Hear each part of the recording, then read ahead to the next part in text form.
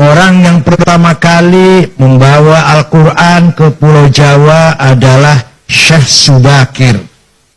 Syekh Ahmad Subakir membawa Al-Quran, diperkenalkan kepada Ratu Sima, Raja Kalingga di Jepara.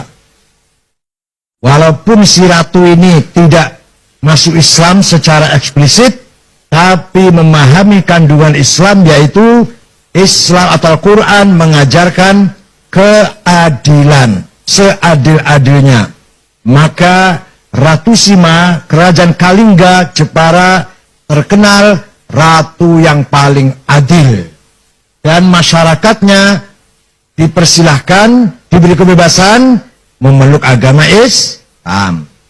Syekh Subakir mempunyai tugas apa? Merantai apa? Mengkerangkeng apa? Mengikat makhluk-makhluk jahat yang ada di Jawa. Semua diikat dengan rantai, dibuang ke Laut Selatan. Kecuali dua makhluk yang tidak mengganggu Islam. Gak mau dibuang ke Laut Selatan, yaitu Sang Hyang Semar dan Sang Hyang Togog. Saya bisa antaris bila cerita begini, Beb. Karena beliau makhluk sangat bagus, walaupun tidak masuk Islam, tapi tidak memusuhi agama Islam. Ulama kedua yang bawa agama Islam terkenal adalah Syekh Ri'asuddin An-Nisaburi, yang terkenal dengan Mbah Wasil. Beliau membawa kitab Al-Asrar, kitab rahasia. Diajarkan kepada Raja Jayakatwang, Joyoboyo, Raja Kediri Doho Kediri. Maka terkenal dengan ramalan Joyoboyo, itu sebenarnya terjemahan dari Kitabul Asrar, kitab rahasia-rahasia, yang dibawa oleh Mbah Wasil. Kuburannya di belakang Masjid Setono Gedong, Kota Kediri. Kalau Syekh Subakir ada yang bilang kuburannya di Gunung Magelang, Gunung apa? Tidar. Ada yang bilang di mana-mana. Yang benar, yang prosentasenya paling benar di Goa di Sulawesi Selatan. Mbah Subakir wafat di situ. Setelah itu barulah datang para dai-dai. Pertama kali ada pesantren di Jawa Barat tahun 1410 adalah Syekh Hasanuddin dari Cina, atau terkenal dengan Syekh Kuro, Kuro itu Qori, yang mengajar Al-Quran di desa Rengas Dengklok, Kerawang. Punya murid, salah satu muridnya namanya Subang Larang, anaknya Ki Gede Tapa, kepala bandar pelabuhan Cirebon. Ki Gede Tapa bukan dari Salatiga loh, dari Cirebon. Nah, Subang Larang ini Pak Hanif kutilang, kuning, tinggi, langsing.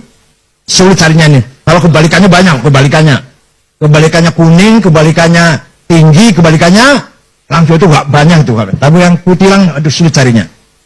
Nah, suatu ketika Raja Siliwangi beragama Buddha dengar ada agama Islam, agama baru, berangkat dari Bogor ke utara, saya bunuh itu, kiai itu. Sampai di sana mendengar kutilang sedang baca Quran, klepek-klepek. Langsung lamar untuk saya saja kiai. Silakan, tapi kamu harus masuk Islam. Udah masuk Islam gampang. Ada mas kawinnya apa? Lintang kerti, tasbih maksudnya. Udah saya cari di pasar gampang, mau berapa biji. Nggak ada di sini. Ada di Arab, gampang saya mabur ke sana. Keluar dari rumahnya kiai, dia siap-siap terbang. Hong, macet. Yang terbang biasanya 2 kali, hong, nggak bisa terbang. Hong, gagal. Kata Syekh Kuro sambil ketawa ngekek-ngekek barangkali, kalau kamu mau terbang, baca Bismillahirrahmanirrahim, baru hong. Hongnya tetap dibaca. Bismillah dulu. Ringkas cerita, terbang, tidak lama datang bawa tasbih. Terjadi perkawinan antara Raja Pajajaran yang beragama Buddha masuk Islam, Prabu Siliwangi, dengan Subang Larang. Tapi beliau Islamnya kurang betul-betul Islam, karena hanya ingin kawin kutilang saja itu. Tapi akan punya anak. Pertama namanya Syekh Rahmatullah atau Sunan Rahmat Suci, yang kuburannya di Gunung Godog, Garut.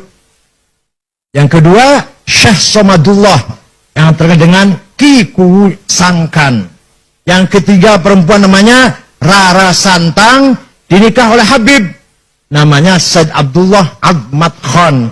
Nanti punya anak Syarif Hidayatullah, Sunan Gunung Jati. Nih, dongeng kayak gini harus apa santri ini? Jadi, bubarlah kerajaan Pajajaran setelah Prabu Kian Santang Sen Rahmatullah alias Ki Galantrang alias Ki Setra alias Maung Keling alias Maung Lodaya, oh banyak sekali aliasnya itu, menguasai kerajaan Pajajaran.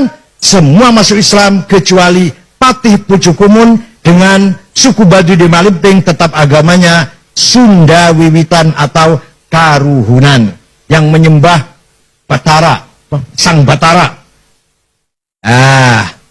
Itulah ulama mulai menyebarkan agama Islam di Pulau Jawa ini.